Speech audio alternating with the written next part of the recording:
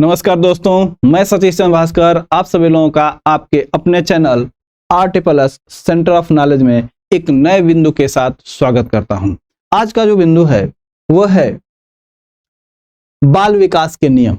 ये जो बाल विकास के नियम है ये हमारा बाल विकास एवं शिक्षण शास्त्र के तहत आता है, जिसे हम CDP के नाम से जानते हैं।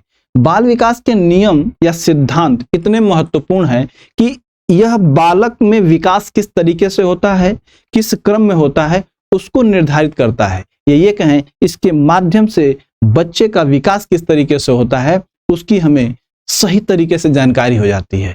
इसलिए इस नियम को आप बहुत ही अच्छी तरीके से समझें, सावधानी से समझें और अपने मन में, मस्तिष्क में कॉन्सेप्ट विकसित करें, ताकि इस पर आधारित अगर प्रश्न आते हैं तो आप उसको आसानी से कर सकें। इसके पिछले वीडियो में आपने बाल विकास के क्या अर्थ होते हैं, बाल विकास का क्या अर्थ है, वहीं आपने वृद्धि और विकास में अंतर, ये सभी चीजें आप सीख चुके हैं। परिपक्वता क्या होती है उसको आपने अच्छे तरीके से सीखा है। आज की क्लास में आप उसके आगे विकास के नियम को सीखने का प्रयास करेंगे और मुझे पूरा विश्वास है कि इससे हर प्रतियोगी परीक्षा में प्रश्न आते हैं और आप उन प्रश्नों का उत्तर देने में समर्थ होंगे। तो आइए हम लोग इसकी शुरुआत करते हैं बाल विकास के नियम की। तो यहाँ पे देखा जाए कि जो बाल विकास का नियम होता है ये मुख्य रूप से कौन कौन से नियम है, इसके अंतर्गत अगर देखा जाए तो मुख्य रूप से हम इन नियमों की बात करते हैं। वे कौन कौन से नियम हैं तो देखा जाए तो जो इसमें पहला नियम है वो है आपका विकास में परिवर्तन होता है, वहीं पे विकास अवस्थाओं के द्वारा अग्रसर होता है। प्रारंभिक विकास परवर्ती विकास से अधिक महत्वपूर्ण होता है। विकास परिपक्वता और अधिगम का परिणाम है। ये सारी चीजों पे हम लोग डिस्कस करेंगे और सूक्ष्म तरीके से डिस्कस करेंगे। यहाँ पे केवल हम बिंदुओं को देखने का प्रयास करते हैं। वहीं पे विकासात्मक पैटर्न पूर्वानुमेय होता है। क्या होता है? पूर्वानुमेय। फिर उसके बाद विकासात्मक पैटर्न में पूर्वानुमेय गुण। यहाँ पे कहा जा रहा है कि पैटर्न पूर्वानुमेय होता है और वहीं पे पैटर्न में पूर्वानुमेय गुण निहित होता है। दो चीजें हैं, आगे हम लोग इसको सीखेंगे। वहीं पे विकास सामान्य से विशिष्ट की ओर होता है। अगला नियम है विकास में वैयक्तिक भिन्नताएं होती हैं। वैयक्तिक भिन्नताओं का अर्थ है कि एक बालक दूसरे बालक को देखता है तो देखा जाए दोनों में तो दोनों में अंतर होता है, उनके विकास में, उनमें के वृद्धि में भी। वहीं पे विकास एक निरंतर प्रक्रिया है। प्रत्येक विकासात्मक अवस्था में कुछ सामाजिक प्रत्याशाएं होती हैं। विकास के प्रत्येक क्षेत्र में कुछ अंतर्निहित कठिनाई होती है और विकास की भिन्न भिन्न अवस्थाओं में सुख शांति एक समान नहीं होती है। और अगला जो नियम है प्रत्येक विकास अवस्थाओं के स्वाभाविक लक्षण होते हैं, अर्थात हम कह सकते हैं कि हर अवस्था में जो विकास होता है उसके स्वतः या ये कहें कि स्वाभाविक उसमें लक्षण पाए जाते हैं। तो आइए हम लोग एक एक बिंदु को एक सूक्ष्म तरीके से दृष्टि डालते हैं ताकि इस पर आधारित कोई भी कॉन्सेप्चुअल क्वेश्चन आते हैं, फैक्ट आते हैं तो हम उसको आसानी से कर सकें। तो इसका जो हम लोगों का पहला बिंदु है वो है कि विकास में परिवर्तन होता है। तो डेवलपमेंट इन्वॉल्व्स चेंज। ये बिंदु आपसे कहता है कि विकास में परिवर्तन होता है। तो यहां पे देखा जाए कि जो विकास है, डेवलपमेंट है, और इसमें बताई जा रही है बात कि इसमें होता है आपका परिवर्तन। तो परिवर्तन दो तरीके से हम विकास में देख सकते हैं। एक परिवर्तन आप देखते हैं मात्रात्मक परिवर्तन, जिसे कि हम क्वांटिटेटिव कहते हैं, क्वांटिटेटिव। और वहीं पे एक परिवर्तन होता है जिसे हम गुणात्मक परिवर्तन कहते हैं, क्वालिटेटिव।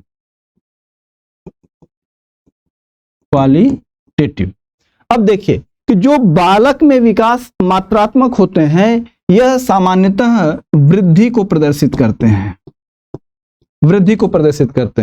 ग्रोथ को प्रदर्शित करते हैं। वहीं पे अगर हम गुणात्मक परिवर्तन की बात की जाए तो गुणात्मक परिवर्तन बालक में सीखने की क्षमता में दिखाई दे सकता है, बालक के अनुभव करने की क्षमता में दिखाई दे सकता है, बालक के क्रिया करने में दिखाई दे सकता है। तो कह सकते हैं कि जो गुणात्मक परिवर्तन है वह बालक के पूर्ण विकास की बात करता है। तो इस तरीके से देखें तो जो गुणात्मक परिवर्तन है जो मात्रात्मक परिवर्तन है यह गुणात्मक परिवर्तन में निहित होता है। इसको इस तरीके से एक ग्राफ से देखें तो जो आपका मात्रात्मक परिवर्तन है यह गुणात्मक परिवर्तन के अंतर्गत आता है। या ये कह सकते हैं कि अगर गुणात्मक परिवर्तन होता है तो मात्रात्मक परिवर्तन होना ही होना है, लेकिन ये जरूरी नहीं है कि मात्रात्मक परिवर्तन हो रहा है तो गुणात्मक परिवर्तन भी होगा। तो यहाँ पे हम विकास में जो परिवर्तन है उसे हम लोगों ने देखा कि दो तरीके के होते हैं, एक है परिमाणात्मक या मात्रात्मक और एक है आपका गुणात्मक। तो जो मात्रात्मक या परिमाणात्मक परिवर्तन है इसको देखा जाए तो इसे हम वृद्धि के रूप में देख सकते हैं। वहीं पे बात की जा रही है कि यह केवल भौतिक पहलुओं को संदर्भित करता है। जो मात्रात्मक परिवर्तन है ये भौतिक पहलुओं को प्रदर्शित करने का अर्थ है कि जैसे कि आप भौतिक चीजों को आप आसानी से देख सकते हैं, समझ सकते हैं, उसके बारे में आसानी से व्याख्या कर सकते हैं। तो यहाँ पे अर्थ वही है जैसे कि हमारी जो लंबाई है, ये हमारी जो लंबाई है सामान्यतः भौतिक परिवर्तन होता है जिसे कि आप आसानी से माप सकते हैं। हमारा वजन आप आसानी से माप सकते हैं।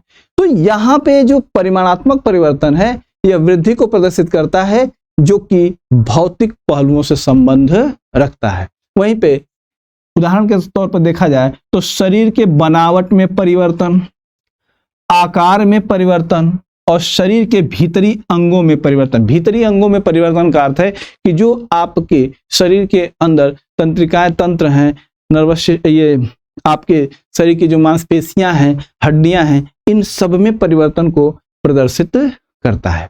वहीं पे अगर हम गुणात्मक परिवर्तन की बात करें, क्वालिटेटिव परिवर्तन की, तो यह शिशुओं की उम्र बढ़ने के साथ सीखने की क्षमता में परिवर्तन, सांवेगिक नियंत्रण में परिवर्तन। सीखने की क्षमता में परिवर्तन का अर्थ है कि जब बालक के अंदर क्वालिटेटिव यानी कि गुणात्मक परिवर्तन होता है तो उसकी जो सीखने की क्षमता है वह बढ़ जाती है, वह किसी चीज को तेजी से सीखने लगता है। वहीं पे सांवेगिक नियंत्रण में परिवर्तन अर्थात बालक अपने संवेगों को नियंत्रित करना सीख जाता है, सुख दुख को समझने लगता है। इसका अर्थ हुआ कि इस गुणात्मक परिवर्तन में बच्चा या बालक अपने संवेगों को प्रदर्शित कब करना है और कब नहीं करना है, अर्थात उचित अनुचित का भी ज्ञान बालक को हो जाता है। वहीं पे किसी विशेष भाषा को सीखने की क्षमता में परिवर्तन आदि होते हैं, अर्थात इस तरीके के जो परिवर्तन है वह गुणात्मक परिवर्तन के अंतर्गत आते हैं। यदि हम इन दोनों परिवर्तनों की बात करें तो जो इनका मुख्य उद्देश्य है वो क्या होता है?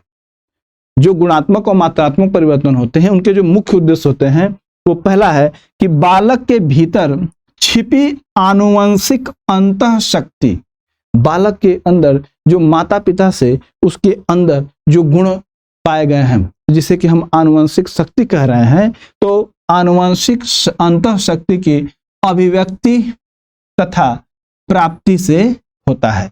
गुणात्मक और मात्रात्मक परिवर्तन की बात की जा रही है कि यह जो गुणात्मक और मात्रात्मक परिवर्तन है यह बालकों के भीतर छिपी हुई आनुवंशिक अंतःशक्ति की अभिव्यक्ति तथा प्राप्ति को प्रदर्शित करता है। वहीं पे बालकों को मानसिक रूप से तथा शारीरिक रूप से सबसे उत्तम व्यक्ति बनाना होता है, अर्थात उत्तम व्यक्ति बनाने में इस गुणात्मक परिवर्तन और मात्रात्मक परिवर्तन दोनों का प्रमुख योगदान होता है। इस तरीके से हम लोगों ने देखा कि जो विकास में परिवर्तन होते हैं वह मुख्यतः दो होते हैं। वहीं पे अगर हम दूसरे सिद्धांत की बात करें तो जो विकास का दूसरा सिद्धांत है वह है विकास अवस्थाओं के द्वारा अग्रसर होता है।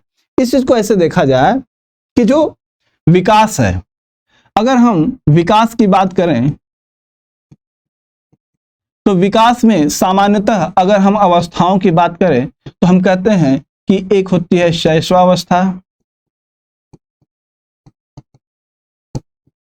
एक बाल्यावस्था, मुख्य रूप से बाल्यावस्था, वहीं पे आपकी किशोरावस्था, किशोरावस्था और एक है आपकी प्रौढ़ावस्था। मुख्य रूप से इन 4 विकास की अवस्थाओं की बात की जाती है। अब हर अवस्था के अंदर जो बालक के विकास के जो लक्षण होते हैं वो भिन्न भिन्न पाए जाते हैं और हर अवस्थाओं के बालक में वैयक्तिक भिन्नता भी पाई जाती है। अर्थात यह नहीं है कि शैशवावस्था का बालक है तो सब में एक समान ही विकास होगा, सब में अलग अलग गति से विकास होता है। तो यहाँ पे हम लोग देख रहे हैं कि जो विकास अवस्थाओं के द्वारा अग्रसर होता है, तो यह जो अवस्थाएं होती हैं इसमें विकास की जो गति होती है वो कभी तेज होती है तो कभी कम होती है। इसको देखा जाए तो जो शैशवावस्था होती है इसमें बालक के विकास की बात की जा रही है, जिसमें विशेष शारीरिक विकास की अगर बात की जाए तो शैशवावस्था में बालक का जो शारीरिक विकास होता है बहुत तीव्र गति से होता है, वहीं पे बाल्यावस्था में थोड़ा मंद हो जाता है और किशोरावस्था में फिर बालक का शारीरिक विकास तीव्र गति से होता है। उसके बाद जब प्रौढ़ावस्था आती है तो जब विकास हो जाता है शारीरिक विकास, उसके बाद विकास जो शरीर का होता है उसमें कमी पाई जाती है या ना के बराबर परिवर्तन होता है। इस तरीके से देखें कि विकास अवस्थाओं के द्वारा अग्रसर होता है, जिसमें उसकी गति कभी तेज तो कभी कम होती है।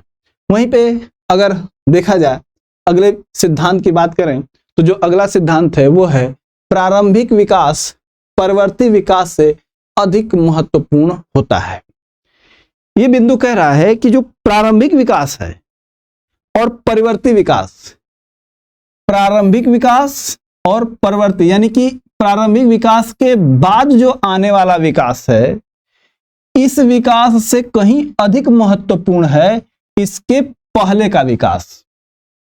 जैसे कि कोई बिल्डिंग खड़ी करनी है तो ऊपर की बिल्डिंग बहुत मजबूत भी बनाकर कुछ नहीं हो सकता जब तक कि उसकी नींव मजबूत न हो। ये वही बिंदु है।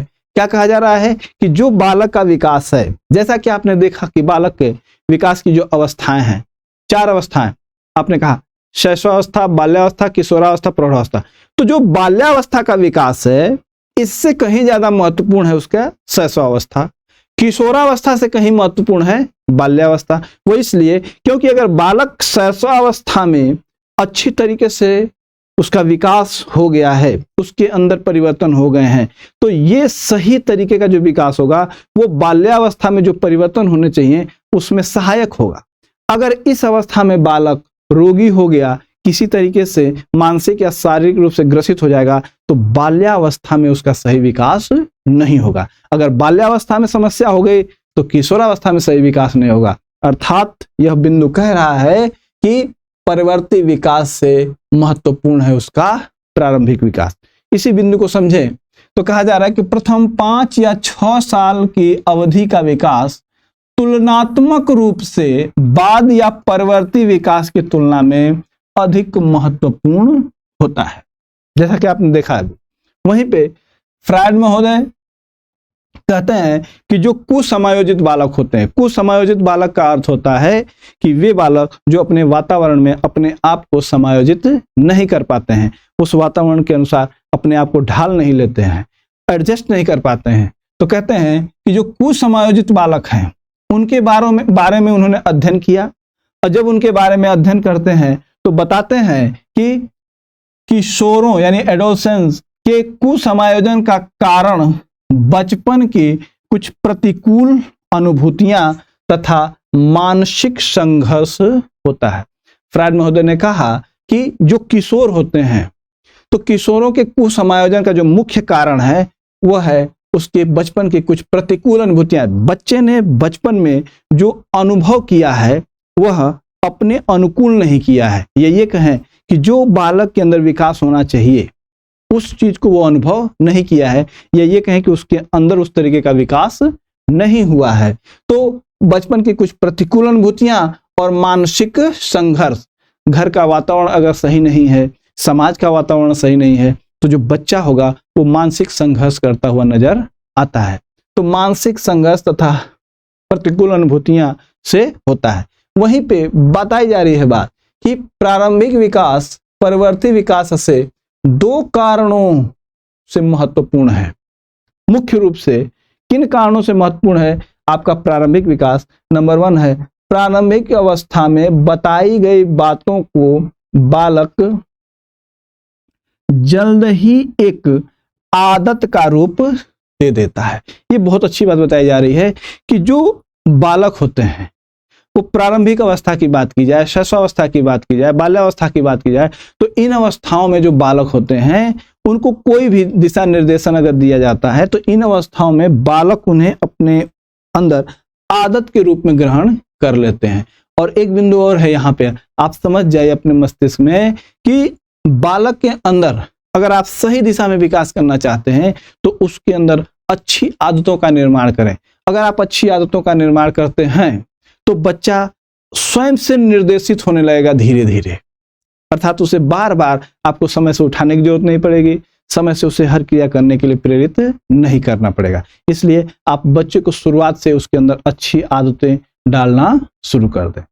वहीं पे यही वह अवस्था होती है जहां बालकों को मार्गनिर्देशन की जरूरत भी पड़ती है, और यदि उसे सही रास्ते पर ले आया जाता है तो फिर पूरे जीवन काल में वह समायोजित व्यक्ति के रूप में बना रहता है। अर्थात बालक का सही दिशा में अगर निर्देशन कर दिया जाए, आदत के रूप में ले रहा है तो सही तरीके से विकास होगा। अगर उसका सही दिशा में निर्देशन कर दिया जाए तो वह जीवन पर्यंत तक अपने आप को अपने वातावरण के साथ समायोजित करके चलता है। इस तरीके से देखा जाए तो जो प्रारंभिक विकास है वह परवर्ती विकास से अधिक महत्वपूर्ण माना गया है। आइए हम अगले बिंदु की बात करें तो जो अगला बिंदु है वो है विकास, परिपक्वता तथा सीखने की उपज है। यहां पे देखा जाए एक बिंदु है परिपक्वता और सीखना। परिपक्वता क्या है, मैच्योरिटी क्या है, आपको एक वीडियो है जो इसके नीचे बना हुआ है, आप उसको जरूर देखिएगा कि मैच्योरिटी किसे कहते हैं। तो मैच्योरिटी सामान्य रूप से किसी क्रिया को कुशलता पूर्वक करने की एक अवस्था होती है। जब उस अवस्था में आप पहुंचते हैं, यानी कि उस कार्य को करने के लिए मैच्योर होते हैं, परिपक्व होते हैं, तो उस कार्य को आप कुशलता पूर्वक कर लेते हैं, वही है आपका परिपक्वता। और वहीं पे अगर हम सीखने की बात करें तो सीखना क्या है, आपके अनुभव के आधार पर सीखना होता है, आपके ज्ञान के आधार पर सीखना होता है, उसके लिए आपको अभ्यास की आवश्यकता पड़ती है। इस तरीके से देखा जाए तो जो परिपक्वता है और सीखने की उपज की बात की जा रहा है, तो जो विकास होता है या परिपक्वता तथा सीखने की उपज के रूप में माना जाता है। कैसे कि प्रसव काल में परिपक्वता का महत्व प्रशिक्षण या सीखने से अधिक होता है। महत्वपूर्ण बिंदु है। कहा जा रहा है कि पूर्व प्रसव काल की बात नहीं है, यह है पूर्व प्रसव काल में परिपक्वता का महत्व प्रशिक्षण या सीखने से अधिक होता है। अर्थात कि मां के गर्भ में जब बालक होता है तो उस समय की बात बताई जा रही है कि मां के गर्भ में बालक है तो परिपक्वता का महत्व प्रशिक्षण या सीखने से अधिक, यानी कि उसको प्रशिक्षण की तो आवश्यकता है नहीं, मां के गर्भ में बच्चा है, तो उस समय मां के जब गर्भ में बच्चा होता है तो वहां पे परिपक्वता की ही महत्वपूर्ण भूमिका मानी जाती है। लेकिन जैसे ही बालक का जन्म हो जाता है तो उस समय परिपक्वता और सीखना ये दोनों की भूमिका बढ़ जाती है। वहीं पे जन्म के बाद बालकों के संपूर्ण विकास में परिपक्वता तथा प्रशिक्षण दोनों की प्रधानता हो जाती है। बालक में विकास सही अर्थ में होता है। कैसे कि परिपक्वता तथा प्रशिक्षण दोनों की अंतःक्रिया पर निर्भर करता है।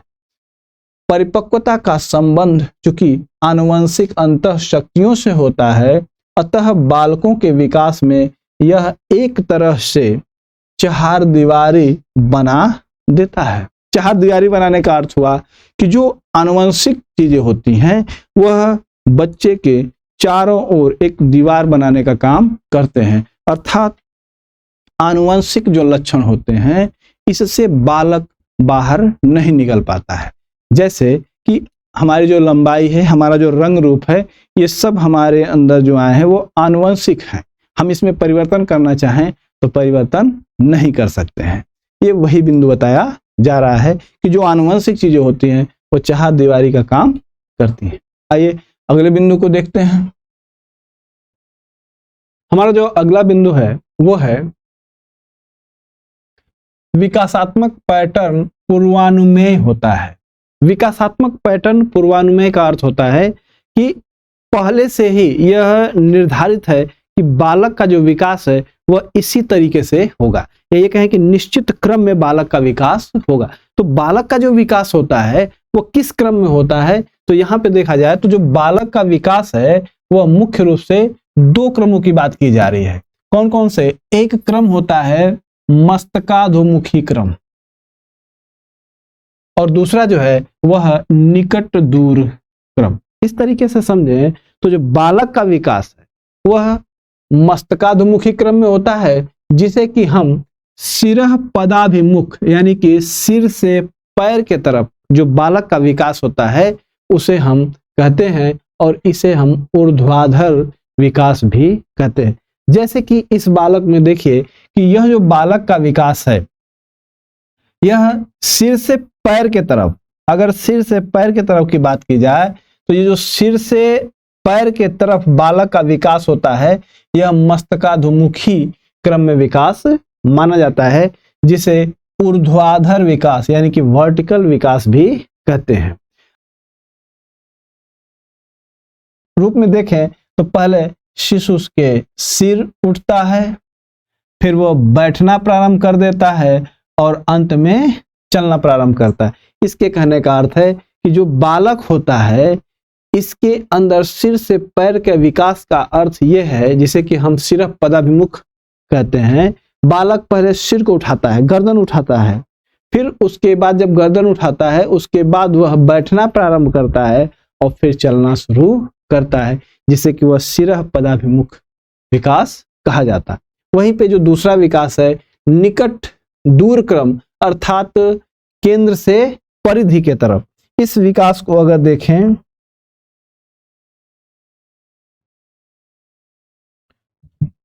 जो निकट दूर क्रम है वह कहता है कि यह हृदय से इस तरफ, ऊपर के तरफ, उंगलियों के तरफ बाह के, तो जो ये विकास होता है इस हम निकट दूर क्रम के नाम से जानते हैं, जिसे हम केंद्र से परिधि अर्थात इसे हम क्षैतिज विकास के नाम से भी जानते हैं। अर्थात पहले विकास पेट या छाती, फिर उसके बाद बाह का होता है और अंत में अंगुलियों का विकास होता है। इस तरीके से देखें तो जो बालक है उसके अंदर एक सिर से पैर के तरफ और फिर हृदय यानी कि पेट या छाती से उसकी अंगुलियों तक विकास होता है। तो इस तरीके से विकास दो तरीके से, एक ऊर्ध्वाधर और एक क्षैतिज। तो यहां से आपको प्रतियोगी परीक्षाओं में प्रश्न अवश्य मिलते हैं कि अगर सिर से पैर के तरफ जो विकास होता है उसे हम किन किन नामों से जानते हैं, और वहीं हृदय यानी केंद्र से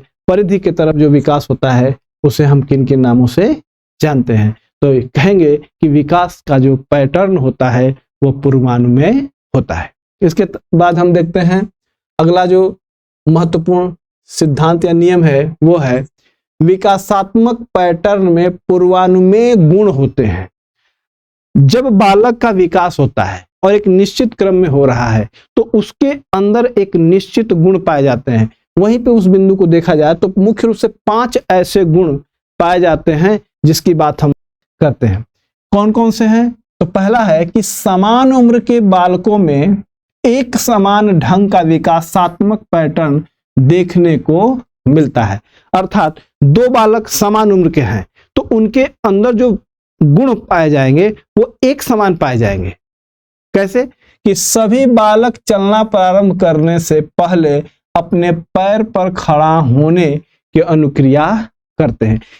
दो बालक हैं, शैशवावस्था के बालक हैं, तो दोनों जो शैशवावस्था के बालक हैं वो चलना प्रारंभ करना है उनको, तो चलना प्रारंभ करने से पहले वह अपने पैरों पे खड़ा होने की अनुक्रिया करता है। यह एक समान उम्र के बालकों में देखा जाता है। वहीं पे विकास सामान्य अनुक्रिया से विशिष्ट अनुक्रिया की ओर होती है। देखिए, बालक के अंदर जो सामान्य अनुक्रिया की बात की जा रही है, तो सामान्य अनुक्रिया का अर्थ होता है कि बालक कोई भी क्रिया करता है तो उसमें विशेषीकरण नहीं पाया जाता है। ये कहें कि स्पष्ट रूप से जो क्रिया करना चाहता है वह आपको दिखाई नहीं देता। जैसे इस पेन को पकड़ना है तो वो बालक इस पेन को पकड़ना चाहता है तो सीधे उसकी जो हाथ हैं वो सीधे कलम को नहीं पकड़ते, बल्कि ऊपर से, नीचे से, इधर उधर से घूम कर ही इसके यहाँ पहुंचते हैं। लेकिन जैसे जैसे बालक का विकास होता है तो उसके अंदर मैच्योरिटी जब आने लगती है तो अब वो क्रिया को करने में कुशल होता है, तो अब सीधे पकड़ना चाहेगा तो सीधे उसके हाथ उस पेन तक ही जाता है, न कि कहीं से घूमकर। वही बिंदु है, क्या है कि विकास सामान्य अनुक्रिया से विशिष्ट अनुक्रिया यानी कि विशेषीकरण हो गया। कैसे? पहले हाथ पैर फेंकना और फिर सामने रखी गई वस्तु को पकड़ने की प्रक्रिया। जब छोटा बच्चा होता है तो सामने कोई चीज रखी होती है तो उसको पकड़ना चाहता है, तो वो हाथ से भी पकड़ता है, पैर से भी पकड़ने की कोशिश करता है, यानी कि हाथ पैर दोनों चलाता है। लेकिन जब वह विशिष्ट अनुक्रिया की बात की जाएगी तो सामने रखी गई वस्तु को पकड़ने की प्रक्रिया करेगा, तो अब उसका सीधे अपना उद्देश्य, जिस चीज को पकड़ना चाहता है वहीं पे अपने हाथ को ले जाता है। अन्यथा उससे पहले जो सामान्य अनुक्रिया है उसमें हाथ पैर सबका प्रयोग करता है। तीसरा जो गुण है वो है कि विकास की प्रक्रिया गर्भधारण से मृत्यु तक सतत होती है। ये बिंदु बहुत ही महत्वपूर्ण है कि जो विकास होता है, यह कहा जाए कि जन्म के बाद तो नहीं, विकास की प्रक्रिया मां के गर्भ से ही शुरू हो जाती है और जब तक बालक की मृत्यु न हो जाए तब तक विकास होता रहता है। तो वही चीज है कि विकास की प्रक्रिया गर्भधारण से मृत्यु तक सतत होती है, परंतु इसकी रफ्तार कभी तेज तो कभी मंद होती है, अर्थात इसकी गति में परिवर्तन होता रहता है। वहीं पे शारीरिक विकास एवं मानसिक गुणों में विकास सतत होता है, गति भिन्न भिन्न होती है। शारीरिक विकास और मानसिक विकास दोनों में जो परिवर्तन होता है ये कंटिन्यू होता है, लेकिन इन दोनों में जो परिवर्तन है वह गति जो उसकी होती है वह भिन्न भिन्न होती है। हो सकता है कि कभी शारीरिक विकास तीव्र हो और मानसिक विकास धीमे धीमे हो रहा हो। कभी कभी ऐसा देखा जाता है कि मानसिक विकास तेजी से हो और शारीरिक विकास भी धीमे हो, लेकिन इसमें एक निश्चित क्रम भी बताया गया है। वो क्रम क्या होता है कि मानसिक विकास तथा शारीरिक विकास आपस में धनात्मक रूप से सहसंबंधित होते हैं। धनात्मक रूप से सहसंबंध का अर्थ होता है कि अगर एक में वृद्धि हो तो दूसरे में भी वृद्धि होती है, तो इसे हम धनात्मक परिवर्तन कहेंगे। अगर एक में कमी हो, जैसे ए और बी, अगर ए में वृद्धि हो तो बी में भी वृद्धि हो, अगर ए में कमी हो तो बी में भी कमी हो, तो यह जो परिवर्तन होता है इसे हम धनात्मक परिवर्तन कहते हैं। तो यहां पे बताया जा रहा है कि मानसिक विकास और शारीरिक विकास आपस में धनात्मक रूप से जुड़े हैं, अर्थात अगर शारीरिक विकास होगा तो मानसिक विकास भी सही होगा, यानी कि शारीरिक विकास में वृद्धि तो मानसिक विकास में भी वृद्धि। अगर शारीरिक विकास में कमी हो रही है तो मानसिक विकास में भी कमी होगी। ये मुख्य रूप से विकासात्मक पैटर्न में 5 गुण निहित होते हैं। तो इन सिद्धांतों को आप सही तरीके से समझ लीजिए। इसका पीडीएफ आपको दे दिया जाएगा, आप पीडीएफ के माध्यम से इसे आप आसानी से अपने पास सुरक्षित रख सकते हैं, अन्यथा आप चाहें तो नोट्स भी बना सकते हैं। आइए अगले सिद्धांत को देखें। अगला सिद्धांत है कि विकास में वैयक्तिक भिन्नता होती है। वैयक्तिक भिन्नता का अर्थ होता है कि बालक का अंतर होना, यानी कि एक बालक का दूसरे बालक से जो अंतर पाया जाता है उसे ही वैयक्तिक भिन्नता कहते हैं। जहां पे प्रत्येक बालक में विकास अपने ढंग से तथा भिन्न भिन्न रफ्तार से होता है। अर्थात दो बालक हैं ए और बी, तो ए बालक और बी बालक दोनों में जो विकास होगा अपने अपने ढंग से होगा। इनके में अलग ढंग से होगा और इनके में अलग ढंग से होगा, और इनकी जो दर है वह भी अलग अलग पाई जाएगी, यानी कि दोनों में जो विकास की दर है वो एक समान नहीं होगी। वहीं पे रफ्तार में भिन्नता का कारण अंशतः आनुवंशिक तथा अंशतः वातावरण। अर्थात यहाँ पे जो मुख्य बिंदु निकल के आ रहा है दूसरा, कि जो इनके विकास में जो दर है, रफ्तार है, गति है, उसके अंतर का जो कारण है वो होता है कि कुछ तो आनुवंशिक लक्षण प्रभावित करते हैं और कुछ उसका वातावरण। अर्थात वातावरण और आनुवंशिक लक्षण दोनों मिलकर बालक के विकास की गति को परिवर्तित, या ये कहें कि गति जो होती है विकास के परिवर्तन की, उसको प्रभावित करते हैं। आइए अगले सिद्धांत को देखें। तो जो अगला सिद्धांत है वो है विकासात्मक पैटर्न में भिन्न भिन्न अवस्थाएं होती हैं। अर्थात विकास का जो पैटर्न है, विकास का जो क्रम है, उसमें भिन्न भिन्न अवस्थाएं पाई जाती हैं। यहाँ पे कई तरह के विद्वान हैं और उन्होंने अपने अपने हिसाब से विकास की अवस्थाओं की बात की है। यहाँ पे हम मुख्य रूप से हर्लॉक महोदय की बात करते हैं। तो हर्लॉक महोदय ने विकास की मुख्य रूप से इन 5 अवस्थाओं की बात की है। एक पूर्व प्रसूति काल से गर्भ धारण से जन्म तक, वहीं पे शैशवावस्था से 10 से 14 दिन तक, फिर बचपनावस्था 14 दिन से 2 साल, बाल्यावस्था 2 साल से 12 साल, तरुणावस्था 13 साल से 16 साल। अर्थात हम कहें कि जो अवस्थाओं की बात की गई है मुख्य रूप से हर्लॉक महोदय के अनुसार, वे मुख्य रूप से 5 अवस्थाएं हैं। पूर्व प्रसूति काल, गर्भधारण से जन्म तक, शैशवावस्था 10 से 14 दिन, बचपनावस्था 14 से 2 साल, बाल्यावस्था 2 साल से 12 साल, तरुणावस्था 13 साल से 16 साल। इन अवस्थाओं को याद रखिए। कभी कभी प्रतियोगी परीक्षाओं में अमुक व्यक्ति का नाम दे देते हैं और फिर पूछते हैं कि इस अवस्था को किसने बताया है। तो यहाँ पे हम लोगों ने मुख्य रूप से 8 बिंदुओं को देखा। अब हम लोग अगले सिद्धांत की बात करें तो जो अगला विकास का सिद्धांत है वो है कि प्रत्येक विकासात्मक अवस्था में कुछ सामाजिक प्रत्याशाएं होती हैं। विकास की जो अवस्थाएं होती हैं उसमें सामाजिक प्रत्याशा का अर्थ होता है कि समाज बालक से अपेक्षा करता है कि अमुक अमुक अवस्था, यानी कि जो जो अवस्थाएं हैं उन अवस्थाओं में ये परिवर्तन होने चाहिए, बालक के अंदर ये विकास होने चाहिए। अर्थात समाज यह अपेक्षा रखता है कि बालक के अंदर शैशवावस्था में ये लक्षण आने चाहिए, बाल्यावस्था में ये लक्षण आने चाहिए, किशोरावस्था में ये लक्षण आने चाहिए। अगर ये लक्षण नहीं आते हैं तो बालक का विकास सही तरीके से नहीं होता है। तो वह अपेक्षाएं करता है समाज कि हर एक बालक के अंदर अवस्थाएं जो हैं उनमें वो उचित परिवर्तन हो।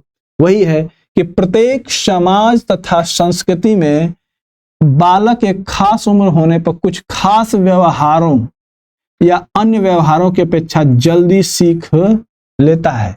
कहा जा रहा है कि जो संस्कृति होती है, जो समाज होता है, वो जो प्रत्याशा रखता है उस प्रत्याशा को बालक जल्दी सीख लेता है। भिन्न भिन्न संस्कृति के लोग हैं तो हर संस्कृति के बालक जो होंगे वो कुछ खास व्यवहार को जल्दी सीख जाएंगे। जैसे आप यहाँ पे अगर धर्म की बात करें, जैसे हिंदू, मुस्लिम, सिख, ईसाई, अगर इनकी बात करें तो इन धर्मों में कुछ खास तरह की अपेक्षाएं रखता है समाज। तो हर धर्म की अपेक्षाओं के अनुरूप बालक व्यवहार करना धीरे धीरे सीख जाता है। वो यहाँ पे वही बिंदु है। अगला है कि इसमें सामाजिक प्रत्याशा, इसे सामाजिक प्रत्याशा अर्थात इसी व्यवहारों को सीखने को ही सामाजिक प्रत्याशा कहा जाता है।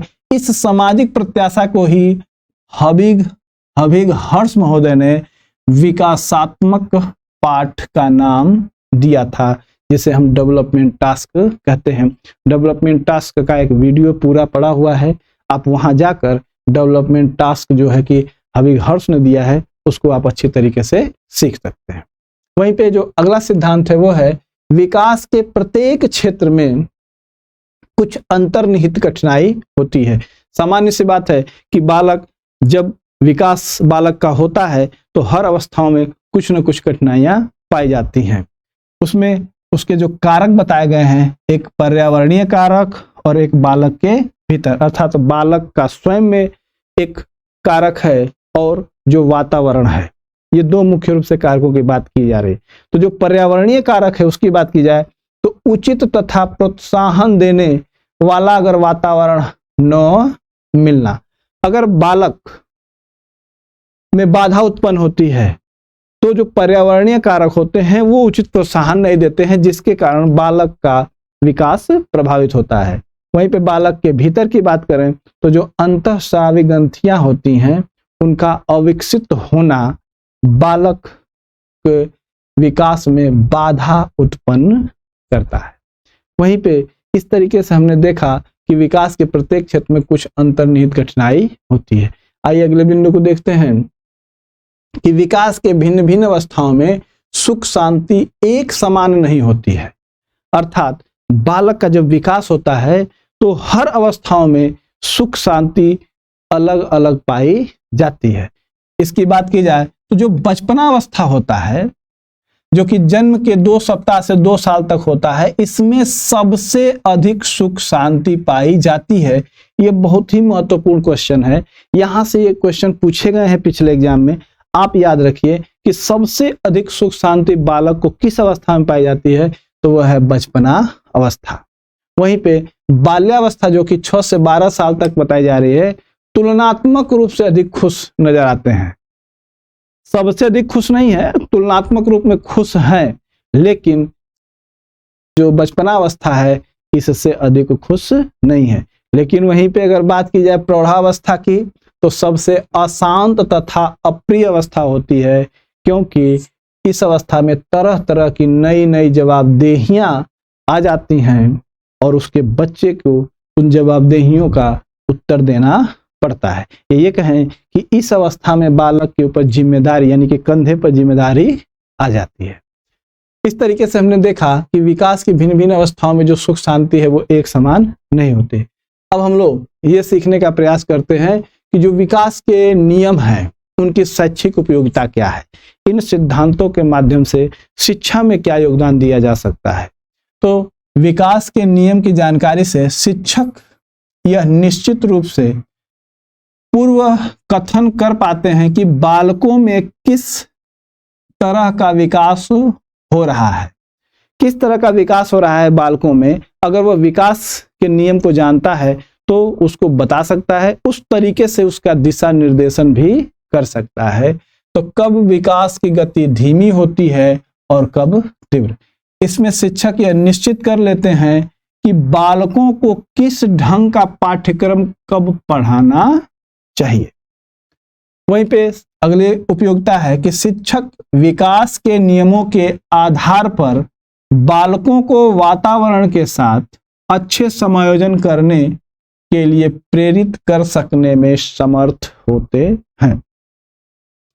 शिक्षकों को हेविग हर्ष द्वारा तैयार किए गए विकासात्मक पाठ से अपनी शिक्षा नीतियों एवं कार्यक्रमों को बालकों की उम्र के अनुसार समायोजन करने में समांतर सफलता मिलती है। विकास के नियमों द्वारा शिक्षकों को यह भी पता चल जाता है कि भविष्य में बालकों का झुकाव किस ओर अधिक है। इससे बालकों का व्यावसायिक निर्देशन करने में काफी सफलता मिलती है। वहीं पे विकास के नियमों के आधार पर शिक्षकों को यह भी ज्ञात हो जाता है कि बालक कब संतुलन या असंतुलन की अवस्था में रहता है। इस तरीके से हम लोगों ने आज सीखा कि बाल विकास के, या ये कहें कि बालक का जो विकास होता है उसके कौन कौन से सिद्धांत या नियम है। हम लोग एक बिंदु पर और डिस्कस कर लेते हैं कि आपके इस चैनल का जो ऐप है वो बनकर तैयार हो गया है। अगर आपको पूरा वीडियो या कोई कोर्स पढ़ना है, सीखना है, तो आप इस नंबर पे, जो कि व्हाट्सएप नंबर है 99 18 56 21 और 41, इस पर आप व्हाट्सएप कर सकते हैं, इससे बात भी कर सकते हैं। यदि कोई दिक्कत होती है तो एक नंबर और है 97 95 42 48 08, इस नंबर पे भी आप बात कर सकते हैं, आप हमसे जुड़ सकते हैं। तो वीडियो को लगातार देखने के लिए, सही तरीके से समझने के लिए, और पीडीएफ नोट्स, अगर आप ऐप से जुड़ते हैं, कोर्स को सीखते पढ़ते हैं, तो आपको सारे पीडीएफ फ्री में उपलब्ध कराए जाएंगे। तो इन्हीं बातों के साथ मैं अपनी बातों को विराम देता हूं और मिलते हैं अगले वीडियो में। धन्यवाद।